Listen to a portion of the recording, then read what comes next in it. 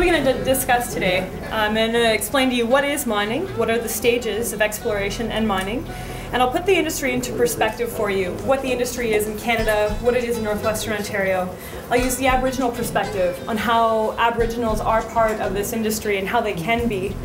And then I'll explain the jobs and careers available within each stage, and then I'll show you some of the training that you could get. And also I'll give you the Northwestern Ontario perspective, and I'll explain some kind of successful stories in Northwestern Ontario that we can use as an example, or also as companies that you could possibly be looking at in the next 10 years. So first of all, we'll define what is mining. So mining is the finding, digging, sorting, and sending and selling of the Earth's valuable materials and resources. And these minerals can vary from all sorts of things, from gold and zinc and diamonds, and we know about this in Northwestern Ontario. We've seen examples of it: gold mines, diamond mines, iron, palladium, platinum, copper, nickel, right? And the thing is that whether you like it or not, minerals are something that we all need every day. You sit on chairs with metal, you drive vehicles, you use a cell phone, there's lithium-ion batteries. Everything that we do requires that we use metals. And the big thing that we say at the Northwestern Ontario Prospectors Association is that if it can't be grown, it's got to be mined. And it's a simple truth. Forestry used to be a very prevalent thing in Northwestern Ontario. We forested as much as we could until it became no longer a really viable resource. Fortunately for the world market economy, mining is becoming a more prevalent thing, and Northwestern Ontario happens to be the host of many valuable mining deposits. So first I'll start with the very base of exploration, and that's called grassroots exploration, or prospecting, if you've heard about prospectors. So a prospector literally goes out in the field by himself and just kind of looks through the forest, and he uses old maps that are based on geological knowledge that was previously done by the Geological Survey to go out and explore for ore bodies. And it's just a lot of going through the bush. And if you're interested in a really good workout, going out there with your axe and a backpack and a GPS and just being one with the ground, and you can prospect. Anybody can do it. It costs $25 for a prospector's license to go out there and stake a claim. And that is the very beginning of the mining process. If you think that you may find something, you stake a claim, it gives you the right to that ground.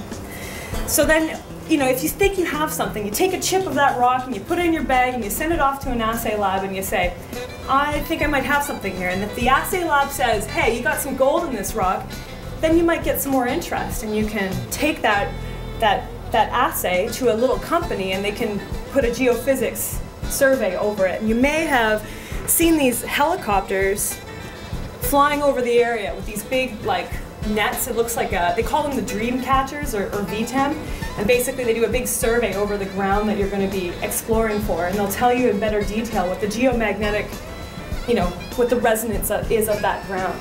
So you stake the claim, you find the interest, and then you do the geophysics. Then you sell it to a junior mining exploration company, and this is called auctioning off your property. This is a whole other thing that I don't want to get into, but as a prospector, you have rights to that ground. You will get 2%, 1 or 2% NSR, which is net smelter return, on that mine if you stake that claim. This is something that anybody in this room can do if you're actually interested in this industry. You can own part of the rights to that. So anyways, you sell it to the junior exploration company, and the exploration company spends anywhere from $1 million to $5 million per year drilling and exploring for the ground. Now in Ontario, and thankfully in Canada in general, we now have better environmental assessment standards, we have more regulations, we have more liability to do this in a safe and sustaining manner. So a junior exploration company goes out, hopefully consults with the communities that are in the area. This is part of what I do as my job is. I consult with the community and also with Aboriginal communities that are surrounding my project, and I say, this is what's going on, what do you think about it? What does your community say? I want to know what you think about it. Anyways, we continue to explore the ground, drilling holes and defining what the resource is. So that's the junior exploration stage. And then we ask ourselves, based on the exploration that we do and the drilling, we say, is it worth starting a mine? This is for the company that I work with. This is what a GIS technician would do. So if you are interested in working in a computer and dealing with GIS, a very elegant thing you can do with GIS is you can build a 3D model of what the exploration that you're doing subsurface looks like. So this is like what a deposit looks like relative to the ground and going underneath. So we have a viable deposit. Now we have to ask ourselves, is it worth starting the mine? So out of every 200 projects that reaches the discovery phase, so discovery is that selling it to the junior exploration company, 1 out of every 10,000 projects turns into a mine. So just because you stake a claim doesn't mean you have a viable project, but it is a piece of hope.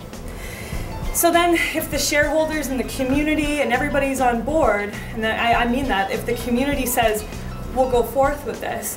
For example, right now in the Ring of Fire, people are saying, we don't want to go forth with this unless we have a proper environmental assessment process. It's super important that the community agrees with this to the full extent. If they agree with it, then we'll go into development. Development can cost you anywhere from $250 million to $1 billion just to open the mine. So you think about it, it's a lot of money that these people are going to put into this project, but what does that mean? It means a whole lot of jobs. It means a whole lot of time that you have to put in it. It's a lot of engineering and technical challenges. So a good example of what we use to sell an idea of a mine is a cross-sectional view of what the deposit looks like. This just shows you what your resource is. You do a resource calculation and you sell it off to the community. And then hopefully, if everything is good, you go into operation and production. And so that's the actual milling, mining, processing of the metal. And then this involves excavation, the processing plant itself. What do you do with the waste storage? Because when you crush a rock, you have waste. And it's just like building a landfill site, right? You have to have a proper way of disposing of that. So think of all the different things within a mine that you need to do, right? In Ontario, there's one place where you can smelter your rocks, which is in Sudbury. And in the 60s, there was a lot of issues with acid rain, right? We only have one smelter in Ontario. And we're talking about possibly trying to get a smelter here in Ontario. So a smelter would be able to refine your product, and you could do that right here in Ontario, or in Thunder Bay, but it's also a dirty process. We have engineering ways of, reducing the waste, but that's just it. When you're mining and milling, you can reduce whatever you're crushing and send it off to other places. But for Northwestern Ontario, we're full of resources, and we reduce them to like a milled or mined substance, but we don't actually produce anything here. So that's something to think about. If we in Northwestern Ontario are interested in actually producing these metals, what's the industry that's going to be involved here? What kind of capacity are we going to have to build to allow for that to happen? We have to think about energy projects. We have to think about hydro. We have to think coal. How are we going to allow for bigger projects to happen in Northwestern Ontario? Just something to think about. When you think about jobs in mining, don't only think about working in a mine, but think about all the peripheral things that are involved in trying to get these major projects going. So as I mentioned, with the environmental assessment process and with all the permitting that we have to do now in 2011, a big part of what building a mine is also assuring in your impact benefit agreement what the reclamation is going to be of that site once you shut it down. So that's mine closure and cleanup. This can take anywhere from like 2 to 10 years depending on the extensivity of your mine. So if you're interested in environmentalism or in the environmental aspects, you can work as an environmental technician, an environmental engineer.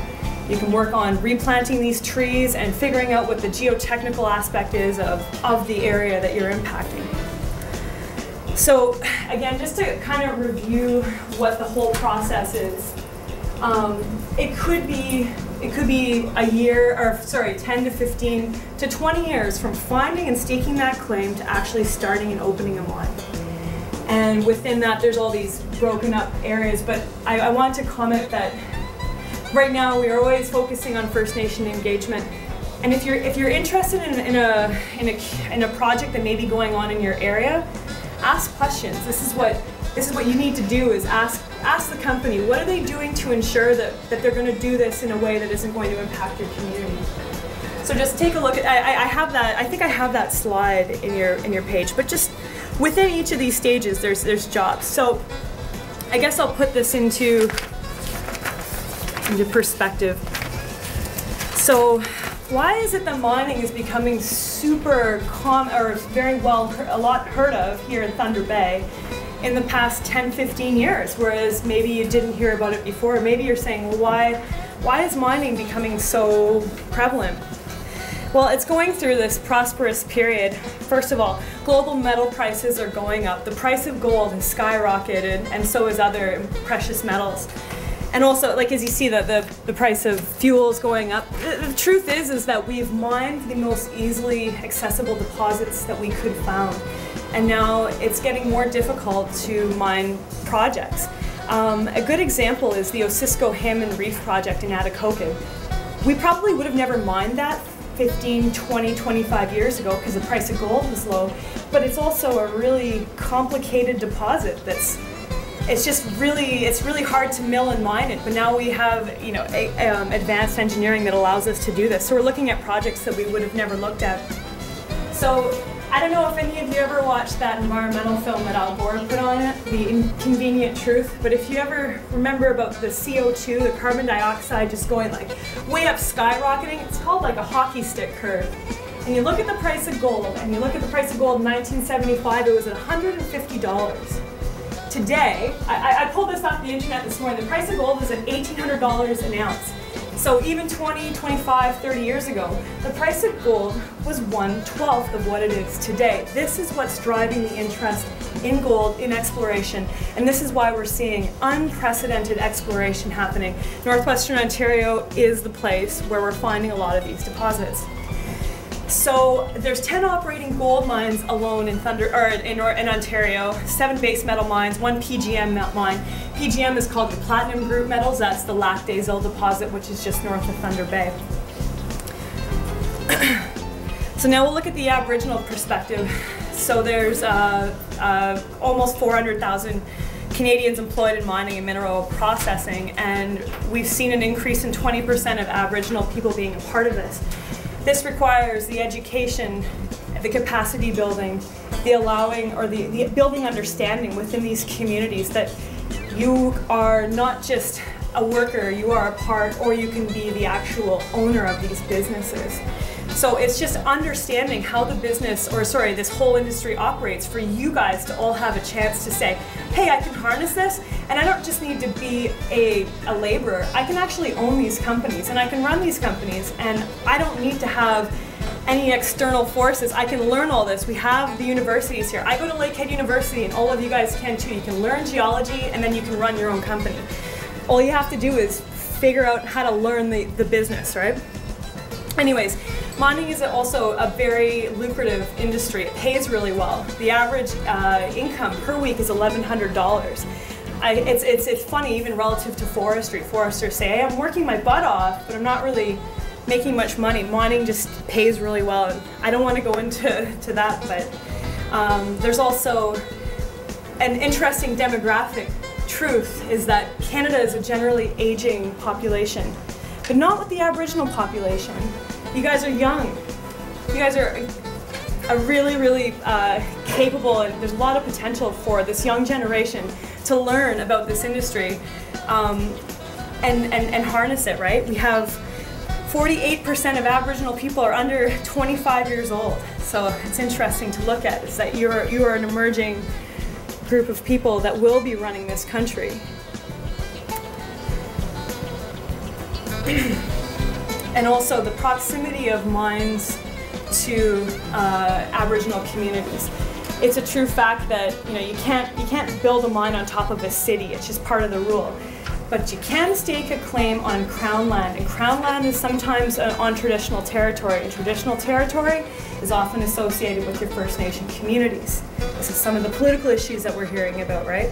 There's a lot of these mines that are being opened up in really remote or hinterland places that may be seen that way by the bigger city perspective, but these are your homes, these are your backyards. So just something to think about. These mines are opening up right in your backyard. So if you're interested in this industry, I can run you through the different paths that you can take. So we'll start at the very base, mineral exploration. That's you guys going out on the ground, staking the claim, finding the claim, selling it to a junior exploration company. These are geologists. So geologists are educated at the university. They're field assistants. They're people that help out. Caterers, cooks. You're working in a mine camp, basically. I'll go into greater detail after about each of these stages. And then when you get to mine development and construction, you're dealing more with heavy equipment operators, engineers, underground mechanics, electricians, this tradespeople. This is also transferable skills that if anybody has worked in the forestry industry may think, if I was a heavy equipment operator in forestry, I could possibly transfer my skills into this. If I was working out in the oil fields out west and I never saw my family, I can move those skills here to Thunder Bay and work in this area. There is an increasing amount of mines being built. So then you actually open the mine, and then you have an increase in things like accounting or more knowledge-based jobs. So you can do human resources or manage or do law. Like specifically based mining law is also a very prevalent thing, especially now with changing, the Mining Act is changing, etc. So this is just an overhead view of what the Hemlo mine looks like. There's a tailings pond and your shaft and also your milling. It is it's not a massive space that you would clean out like for a forestry project. You're not clear cutting a massive space, but you're also pulling up rocks that may be geochemically different from what's at surface. So you have to find ways to mitigate any risk of creating spilling, right? So then also closing the mine, that's going to, I also mentioned that earlier, but being environmental technicians and tree planters and landscapers are a job that may be something to look at. But right now we're developing a lot of mines in Northwestern Ontario, not particularly closing down a lot, so this isn't the thing I really want to focus on here. So just an example of what an entry-level job is.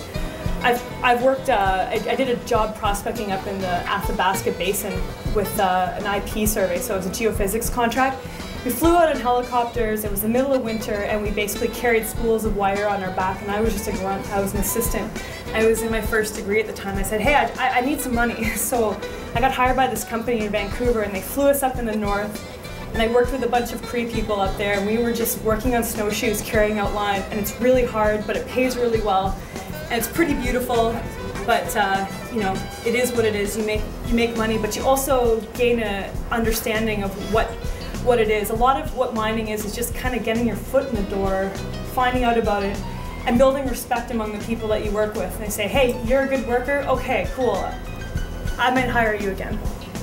I ended up getting a job prospecting with another company and actually working as an assistant to a geologist, which is what triggered my interest in becoming a geologist. You're not going to say I want to be a geologist if you don't know anything about the industry, so you kind of have to figure out a way to even get in and understand about what this is all about. So then you can move up into the more skilled jobs. So this is drillers, and this is blasters, might be geophysics technicians who actually run the survey equipment. It doesn't take a university degree, it doesn't take a college degree, it just takes you getting a little bit of training and understanding how to operate these things. Blasting is a big part of the job, it's pretty cool. I know some people who do blasting, they enjoy it. It's pretty crazy, I don't know, I wouldn't do it, but there's also continuing with skilled jobs. There's local drilling companies that actually make it their mandate to hire Aboriginal people. You just gotta talk to them, right? And find out about these companies and just apply. They'll hire you on as a drilling assistant to start, and you find out about it, and then you can work up. Drillers can make $150,000 to $175,000 a year. It's a terrible, hard job. You can be carrying rods that are like 70 or 80 pounds, but if you're a big, tough guy and you want to do it for a few years, and you think you can do it, you can do it. I'm just telling you what this kind of job is. People say, oh, I'm going to go and drill on the rigs or whatever and make some money. Just be aware that you can get injuries because you're moving really heavy stuff, and if you're interested in it, it's always there. So then we're going to talk about training. So the kind of training that is really critical for working in mining is health and safety related stuff. So like your WHMIS, your first aid, your outdoor training when you're doing exploration. So you want to do ATV, snowmobile training. If a lot of you guys are into hunting, you probably already operate boats and ATVs, which is a pretty transferable thing. If you're used to working outside for your own personal interests, this may be something for you to look at. Another thing is Common Core training, which may be something you may be interested in, and that gives you a better understanding of how to work underground or also on an exploration site. So this is just some of the training that you could be getting, that your company would pay for. So there's two forms of Common Core training that maybe you may be of interest in. They have sometimes this program at Confederation College, but especially in Sudbury. So it's just like a short $250 course, teaches you how to work safely within the job and how to work with drills, so you have to tag in and out of your drill, and how to operate power tools.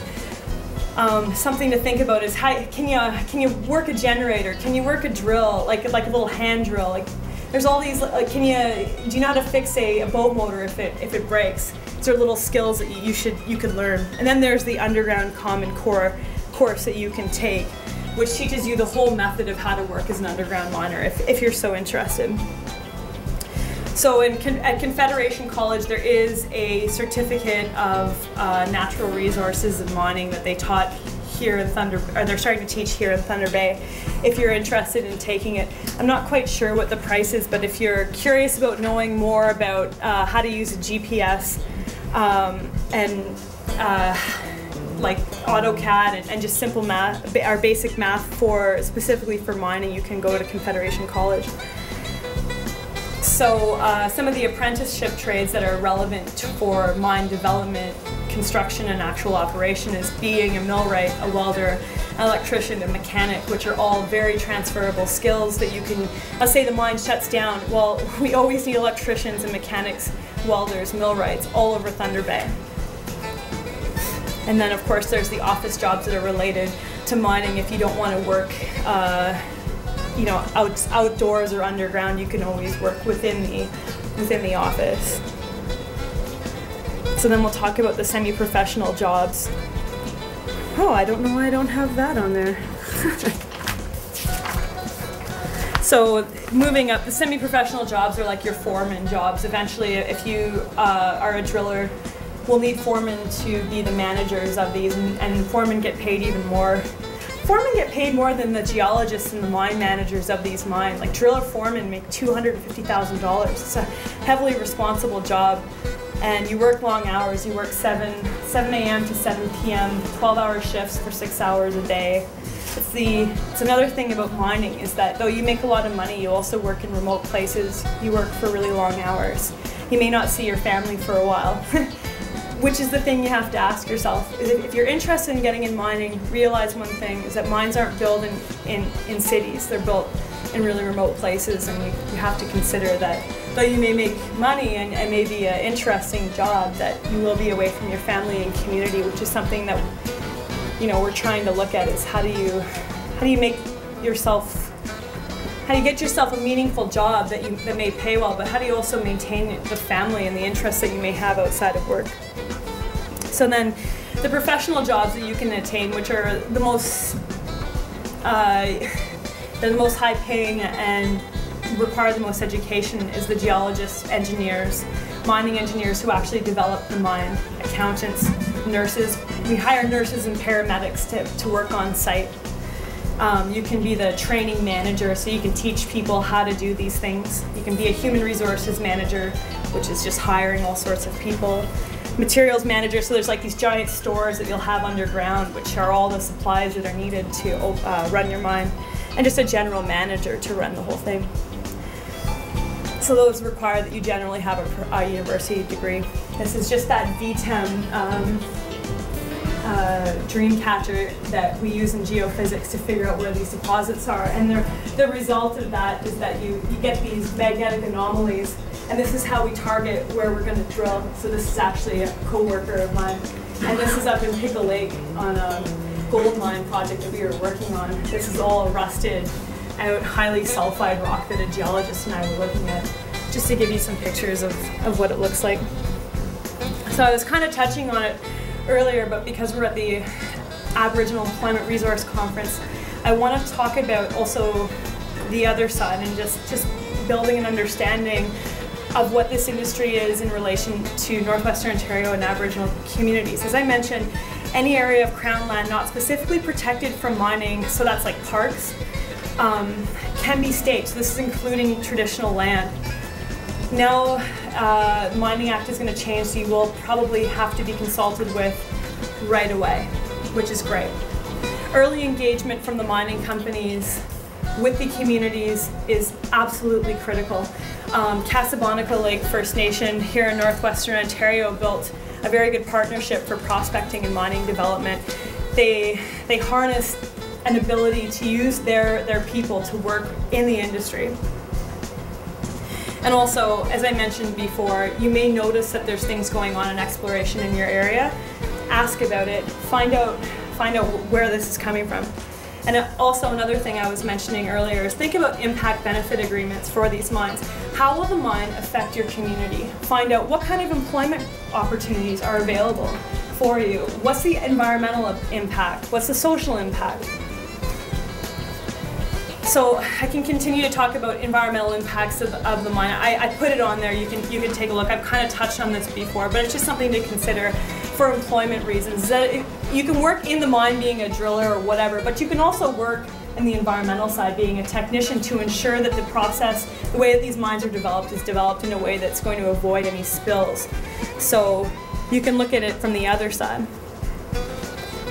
So as I mentioned earlier, the Casablanca Prospectors Alliance was created by the community to prepare for heightened exploration activity in their area. Think of the Ring of Fire area, right? Some of these communities are saying, oh wow, there's a lot going on in this area. If I don't know about it, if I don't get educated in it, then I can't really be a part of it. You can work as a janitor or you can work as an assistant, but you're not going to get a meaningful job unless you learn about it. So this community is taking little steps to say, hey, our people don't just have to be assistants and helpers. We can actually do this ourselves. We don't need your help. So just as an example, I'm going to use the Northwestern Ontario perspective to show you what some of the really big mines in Ontario are doing for jobs, right? So just an example, Red Lake has 1,280 people working for it, and it has a mine life expected still for 12 years, so there's a lot to still be extracted from them. Bending Lake is an iron project that's just outside of Atikokan that's actually owned by the Wedelainen family. So Henry Wedelainen is an Aboriginal guy from Wabagoon, and I think his grandmother was the woman who staked the claim. His grandmother staked a claim here in like 1940. This mine is worth $17 billion, and that money is going to go directly into the Atikokan community, all in Northwestern Ontario. This mine could open, it depends on what's going on with the environmental assessment, but it could open in 5 or 10 years, and there could be 200 jobs that result from this mine. I actually logged the core for this. This was an old mine that was the Steep Rock mine was operating in Atikokan, and now with the increased price of iron, they're able to reopen it, and they found a huge deposit. Another example in Atikokan. Atikokan was kind of dying a few years ago, right? The forestry industry has really slowed down, and Atikokan was saying, well, what about our jobs, right? Well, Cisco Hammond Reef is a project that's just opening up, and it's going to have a 14-year mine life. So if you're interested in working in a mine for quite a while, you could look at Cisco. So that's kind of the end of my talk for now, but I'd kind of like to open up questions.